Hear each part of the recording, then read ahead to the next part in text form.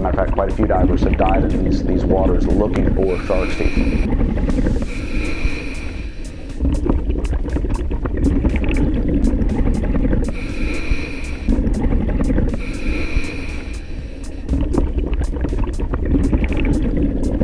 My name is Jason Owen. I'm a Megalodon hunter. I run Sea Island Divers, which is a dive shop. We teach scuba, we do service, and of course, we hunt shark's teeth.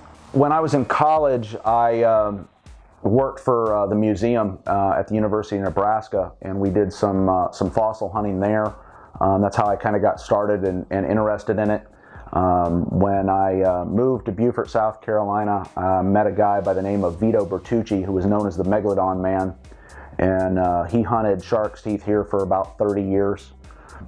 He taught me how to find shark's teeth. He taught me where to hunt them, how to spot them, how to find the pockets where they've collected as they've washed out of the fossil bed. A megalodon jaw. Megalodon was once considered as the apex predator of the ocean when it swam the seas roughly 2.6 million years ago. It's also the biggest predator to ever have existed on this entire planet. Megalodons could reach up to a staggering length of 52 feet long and weigh a massive 100 tons. Thankfully, this terrifying species of shark died out around 1.5 million years ago. The famous fossil hunter Vito Megalodon Bertucci spent nearly 20 years of his life trying to rebuild this megalodon jaw.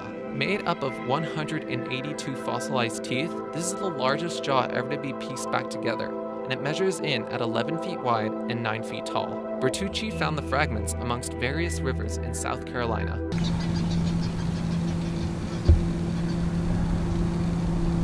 He's a bit of a legend, yeah, in this area he certainly is. I remember when I was in 3rd grade, he was actually on National Geographic on one of their programs. He was also in a newspaper that they distributed through the schools. So I actually read about him when I was, a kid, and then to actually grow up and be able to dive with him and meet him was a neat thing to be able to do. I started diving for fossils when I came here to South Carolina in 1993. When I got here, I got invited to go on a dive. Matter of fact, at the same site where we're going today, we got invited to go out, and I went down there, got there early, was all excited. I'm getting back in the water again, going to be hunting some stuff, doing something new.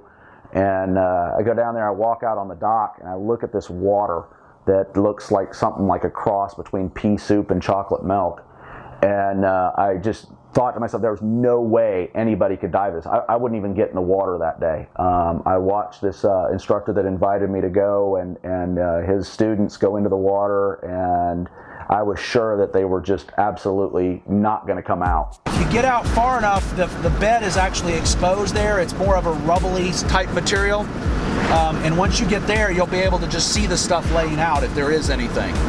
So you just want to cruise over that area and look for anything. You might see a point, a tip of the tooth sticking out, maybe an ear. You may see the whole tooth laying out. But I can almost guarantee you're going to have some growth on it, whether it be the sea web or some sort of incrustation over it. So it may not look exactly like a tooth laying on a table, but it'll be there. You find a lot of partials there. You find some neat colored teeth there, some of those nice tans and reddish colored teeth. So it's a fun site to dive. It's pretty easy access.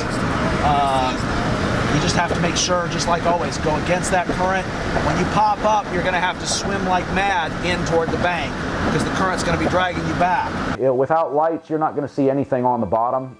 Visibility is somewhere around 6 inches to a foot, foot and a half, depending upon the time of year and how warm the water temperature is. We lose all ambient light from the surface, usually within about 5 feet from the surface. By the time you're 5 foot down, it's completely pitch black without your light. It came time that I was all suited up, I had my tank on, I was ready to rock and roll, and excited. And I jump in the water, and then I probably made it 10 feet, and I realized you just lost a serious sense. All you're hearing are knocks and creaks. I'm like, oh man, like I can't even see the rope that I'm trying to go down. I popped back on up, and I was quickly made fun of because I didn't turn on my flashlight, which so I couldn't even see the rope. It just scared the crap out of me, and I popped right back up. I was like, man, that's freaking gnarly. I don't know how anybody has the balls to get down there. And I was quickly informed that you need a flashlight. And far as sharks go, when we were shrimping, trawling, some of them, I've counted 18-inch bites in the nets where the sharks just destroy our nets. You know, you just got to fear them, but you got to love them. But I'd hate to fall over. And we anchor at night and turn our lights on to clean up for the last drag before we go to bed. And the sharks are thousands and thousands around the boat. And it's freaky. It really is. It can make it dangerous. It can make it, you know, it just freaks some people out. They just can't handle it. What really makes the diving here dangerous, though, is the currents, the heavy currents that we have to deal with while we're having that low visibility. We're down on the bottom in the mud and the muck. We overweight in order to be able to stay down against that current. And with the low visibility, it's so easy to panic, and that's what gets people in trouble. Just guessing 10 or 12 foot swimming underneath the boat, probably 100 at a time. Seen tiger sharks. Don't know if I've seen white sharks or not. They all look the same from up above, you know, looking down on them. But I have seen the tiger shark come out of the water and grab the seagull off the water right behind the boat. Went down and the seagull come back up, so the bird got away. But he was probably 10 or 12 foot. Nasty looking thing. And as I'm going down, I'm like, holy crap, it's absolute sensory deprivation. You can't describe what it feels like, because you're surrounded by pitch black darkness with current ripping, knowing that if you let go, you're going to get swept out.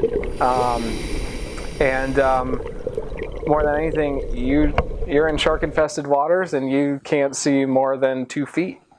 It's terrifying.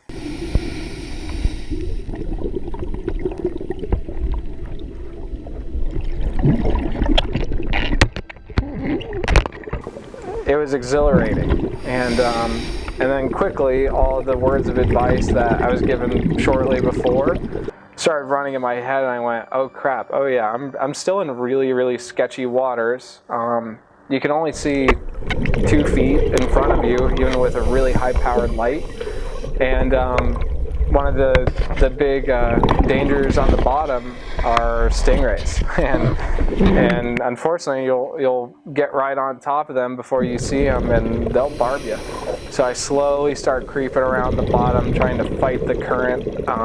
You have a shovel or some sort of digging tool, and you have to dig it into the ground and use it kind of like you're working up a glacier, pretty much, as you're fighting this current.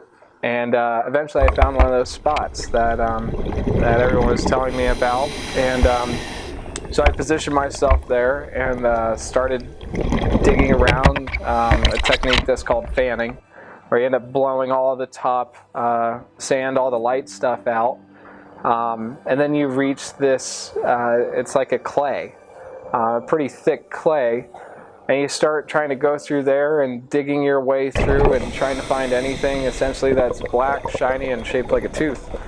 And I want to say probably 10 minutes went by after I was digging in this one spot, and I found my first tooth. And it wasn't some massive tooth or anything, but I remember grabbing it, having it in my hand, and kind of questioning if it was real, because it was just so wild to come across a fossil, a dinosaur bone, a dinosaur tooth. And I'll never forget the excitement that I felt there, and I was immediately addicted. All of your fears, all of your worries, they don't matter when you have one of those bad boys in your hand. It's just, you're immediately addicted to the sport. We've got a few of our finds over here. Probably one of my most favorite is of course the big Megalodon shark's teeth. This one is a little over 6 1/8 inches, which is the biggest I've ever found. They've been found over 7 inches. I think the biggest right now is about 7 3/8, but big animals. To give you some comparison, this is from a great white, very similar to what you would find in a modern day great white of about 20 feet. And this is a Megalodon from one that was probably well over 60 feet long. The serrated thresher sharks, they're the rarest of what we find. We've only found them, they're only known to be found in one area, which is right around here. We found them in one river system off the Broad. They're just the rarest of the shark's teeth. Our fossil bed here is somewhere between 5 and 15 million years old, is what the geologists tell us. And unfortunately, because we don't actually go down into that fossil bed, for us to tell the time frame on a particular tooth is very hard to do. The color has to do with the minerals that were around the fossil when it formed. Whatever leached into the pocket left behind by the bone that rotted away, that's what formed it, so it gives it color. The Bandinis are one of the rarest sharks. They're a type of thresher shark, we believe. They're very hard to find. I've found maybe 8 of them in 20 some years of diving.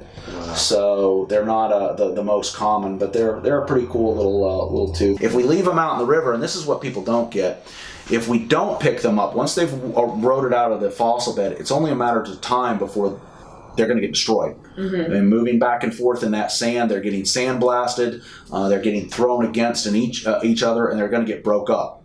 We find tons and tons and tons of stuff that is broken and fragmented. Depending upon the river, it could be nothing but sand within a few weeks after it's eroded out of the bed. With the low vis, running out of air is probably the biggest concern, and it happens. You get so focused on what you're finding that you forget to check your gauges, watch your gear.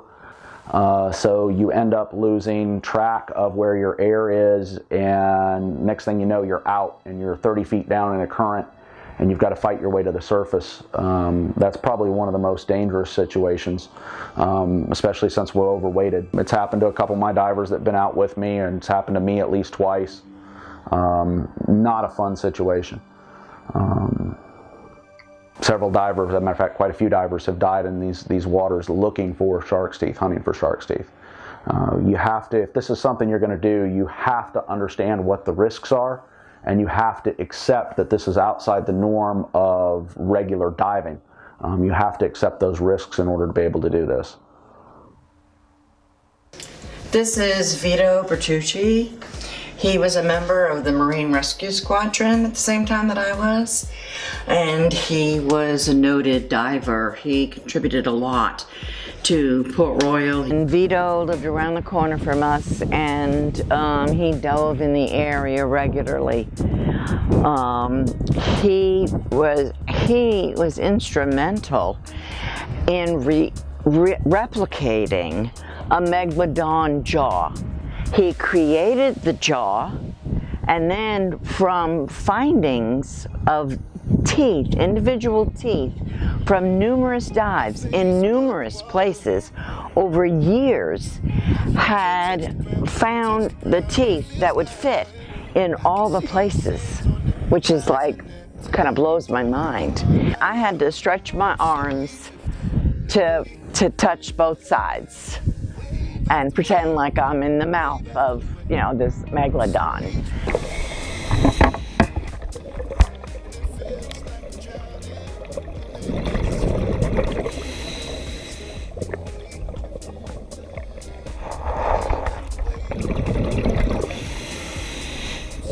He was just a great guy, and it was so sad the day that he was lost, but he died doing what he loved, which was diving.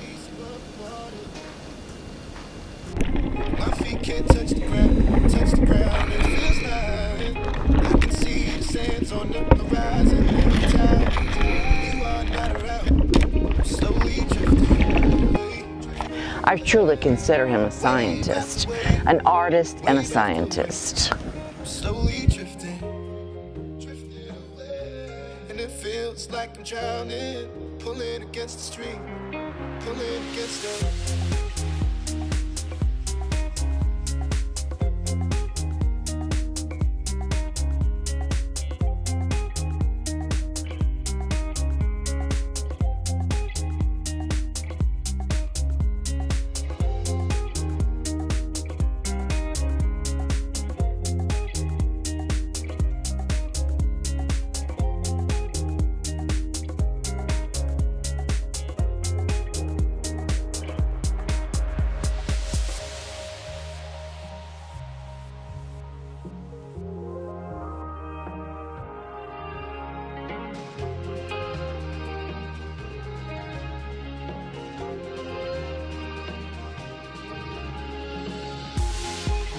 can make it easy.